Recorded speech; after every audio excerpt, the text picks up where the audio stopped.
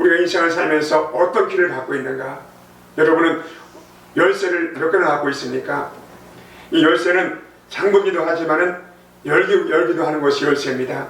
옛날에는 열쇠를 보통 자물쇠라 이렇게 얘기를 했습니다. 그래서 우리 앞에 막힌 길을 열어주기도 하고 또 남들이 들어오지 못하게 도둑을 막아주는 것이 이 열쇠였습니다. 여러분은 어떤 열쇠가 있습니까? 장막의 아파트 열쇠, 또 자동차 열쇠, 금고 열쇠, 우리 세상 살면서 갖고 있는 그런 열쇠 말고 하나님 우리에게 주신 세 가지 열쇠가 있습니다. 첫째로 하늘문이 열리는 이 열쇠인데, 첫 번째로 기도라는 문제 해결 열쇠가 있습니다.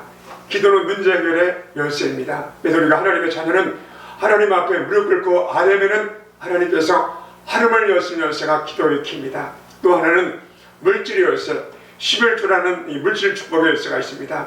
여러분 정말 물질의 복을 누리기 원하십니까? 여러분 온전한 11조를 물질을 하나님께 드리시기를 축복합니다. 세 번째로 천국문이 열리는 열쇠, 믿음이라는 바로 하늘문을 여는 열쇠가 있습니다. 누구든지 예수님을 하나님으로 믿기만 하면 구원의 문이 열리는 것을 믿으시는 우리가 되할 줄로 믿습니다. 오늘 우리에게 주신 본문의 말씀은 이 세 가지를 우리에게 주신 분이 누구인지 우리에게 교훈합니다. 그분은 우리 인생사 모든 문제 해결자가 되시는 만왕의 왕이신 예수님이십니다. 여자가 낳은 자 중에서 제일 큰 자를 했던 세례 요한이 소개하는 그분은 어떤 분인가요?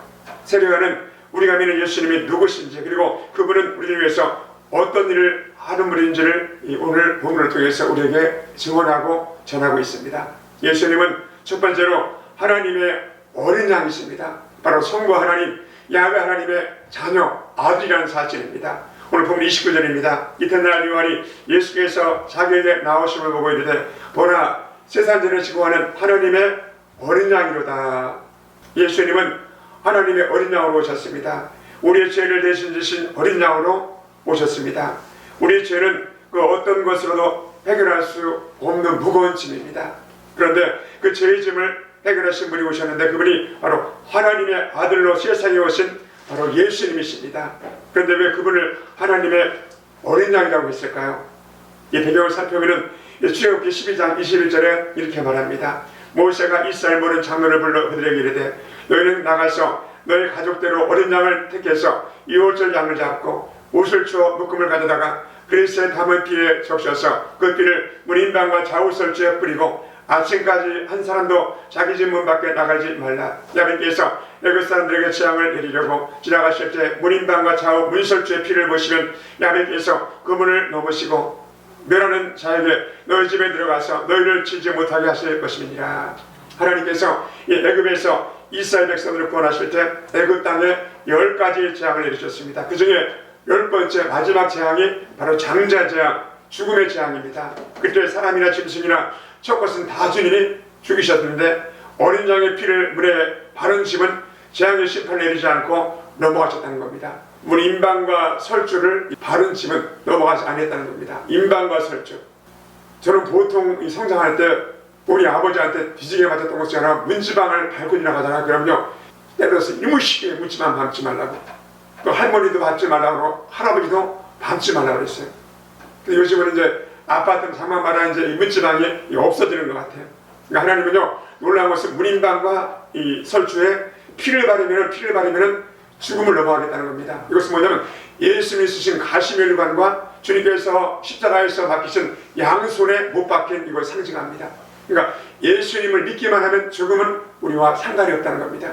전에 말한 것처럼 우리 고등학교 동창회 10일 전에 이 부호가 하나 나오는데 어렴풋이 친구가 누군지는 모르겠어요. 근데 생각이 나는 것 같은데 이놈의 새끼 한참 살 나이에 왜 이렇게 죽었지? 근데 그런 생각이 있어요. 이 친구가 예수 믿고 구원받았는가? 우리는 살아있을 때 죽음의 문을 여는 키를 붙잡고 있어야 합니다. 그래서 이 주님께서 이 언약을 믿고 어린 양의 피를 문에 바른 자는 살아났습니다. 그러나 언약을 믿지 못한 사람은 어린 양의 피를 바르지 않으면 결국 심판을 받아서 지옥의 아래목에 갔습니다. 이스라엘 백성들은 이 사건 후에는 그날의 은혜를 잊지 않으려고 계속적으로 이 절기를 지키고 있습니다. 그래서 재앙을 넘어간다.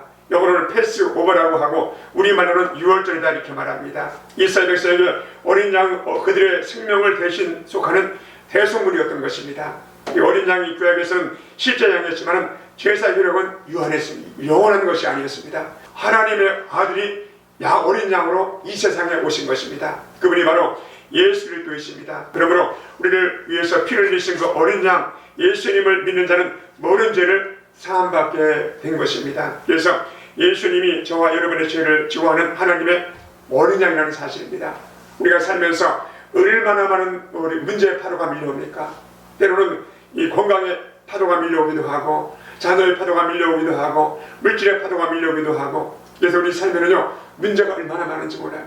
세례요한은 자신의 눈으로 십자가를 보지 못했습니다. 그러나 메시아이신 예수님이 왜 오셨는지를 세례요한은 알고 있었습니다. 그래서 예수님이 지실 십자가를 미리 내다본 자가 바로 세례요한입니다.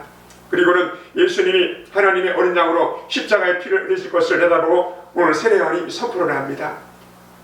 그러므로 여러분 삶 가운데서 늘 주님의 은혜로 주님만 바라보고 주님의 보혈을 믿고 주님의 피로 문을 여는 여러분 되시기 바랍니다. 성도 여러분, 여기 세상 죄는 누구의 죄일까요? 바로 우리의 죄, 바로 그 내 죄를 의미합니다. 그래서 로마서 3장 23절입니다. 그리스도 예수 안에 있는 속량으로 말미암아 하나님의 은혜로 값없이 의롭다 하심을 받은 자 되었느니라. 모든 사람이 죄를 범하였으며 하나님의 영광에 이르지 못하더니. 세상에 모든 태어난 자는 바로 죄인입니다. 그래서 저도 죄인이고 여기 있는 그 누구도 죄 없는 사람이 아무도 없습니다. 의인으로는 말이 하나도 없다고 주님이 말씀하셨습니다. 그래서 주님이 우리를 구원하시려고 이 세상에 오신 것입니다. 그렇기 때문에 그를 믿으면 해결이 됩니다. 어린 양의 피를 믿고 문설주의 피를 바르면 심판이 넘어간 것처럼 우리도 우리를 위해서 피 흘리신 예수님을 믿어서 예수님을 주님으로 영접하면 제 문제를 완전히 해결받는 것을 믿으시는 여러분 되시기를 축복합니다.